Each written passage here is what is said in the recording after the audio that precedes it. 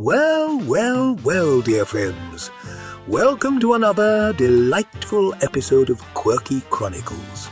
We're here to whisk you away to the past with a hint of whimsy and a dash of historical tomfoolery.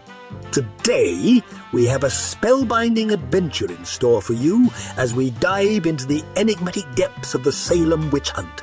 And rest assured, we'll be busting those magical myths and witchy misconceptions along the way. So make sure to sit tight, subscribe, and let's embark on this mystical journey together. But before we start, my fine villagers, don't forget to give this video a hearty like and join our quirky coven by subscribing to Quirky Chronicles.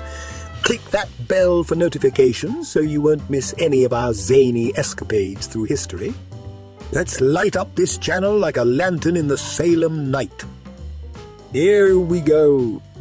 In the quaint town of Salem, Massachusetts, during 1692, a mysterious phenomenon occurred that sent shockwaves through history: the Salem Witch Trials. Witches flying on broomsticks and casting spells on poor, unsuspecting villagers. Sounds rather far-fetched, wouldn't you say? But let us set the record straight.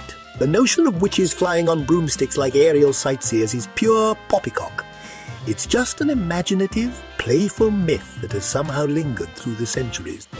Accusations were flying left, right, and centre. The Puritan authorities were convinced that witches were to blame for the strange afflictions plaguing the community. Now, here's where it gets particularly intriguing. You see, the hysteria during the Salem Witch Trials was fueled by various factors: superstitions, religious beliefs, and even good old-fashioned social tension. Oh, the witchcraft accusations were just a nifty way to settle old scores, eh? Some pointed fingers just to get rid of pesky neighbours, wouldn't you know? The villagers, caught in a web of paranoia, formed a mob thirsty for justice, or, well, whatever they considered justice at the time. Ah, the good old mob mentality. Never a dull moment in human history, I must say. Women were particularly vulnerable to accusations during the Salem Witch Trials. Oh, indeed, women were often deemed more susceptible to witchcraft due to certain, shall we say, outdated notions about their capabilities. The infamous witch-dunking test was employed to identify witches, dunking witches in water to see if they float or sink. Now, that's an astoundingly inaccurate method, isn't it? If they floated, they were a witch, and if they sank, well, they might be innocent, but rather drowned in the process.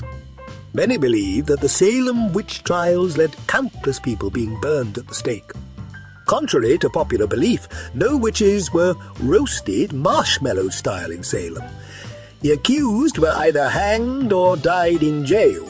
Rather grim, but let's not exaggerate. But let us not forget the tragic human toll of these trials.